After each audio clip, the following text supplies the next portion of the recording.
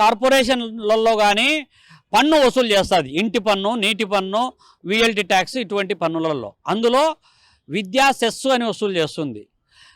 అట్లా వినోదపు పన్ను కూడా వసూలు చేస్తుంది. వినోదపు పన్ను అంటే వారాంతపు సెలవులలో, లేకపోతే కడప నగరంలో దాదాపు 3,75,000 జనాభా కలిగినటువంటి ఈ ప్రాంతంలో ప్రజలకు సంబంధించినటువంటి ఏదైనా సాంస్కృతిక పరమైనటువంటి కార్యకలాపాల నిర్వహణ కోసం, ప్రజలకు రిక్రియేషన్ కల్పించడం కోసం ఇవన్నీ కళాక్షేత్రం లాంటి క్లబ్బులు ఏర్పాటు చేస్తారు. ఆ కల్చరల్ వింగుకు సంబంధించినటువంటిది కళాక్షేత్రం. కడప నగరం నడిబొడ్డులో ఉంది కదా, కోట్ల విలువ చేసే ప్రాపర్టీ కదా, దీన్ని కొల్లగొట్టాలనేటువంటి ఆలోచన. అంటే ఇవాళ ఏదైనా కల్చరల్ యాక్టివిటీస్కు సంబంధించినటువంటిది ఒక రేటు ఉంటుంది, కమర్షియల్ యాక్టివిటీస్కు సంబంధించినటువంటి ఎగ్జిబిషన్లు పెడతారు.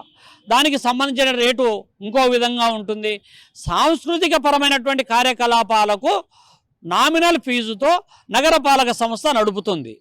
దీని మీద పెట్టిన పెట్టుబడి కానీ, లేకపోతే దీని మీద వచ్చే ఆదాయానికి కానీ, లేకపోతే అడిషనల్ బర్డెన్ ఏమీ నగరపాలక సంస్థకు పడ్డంలే. పైగా దీనివల్ల ఆదాయమే ఉంది.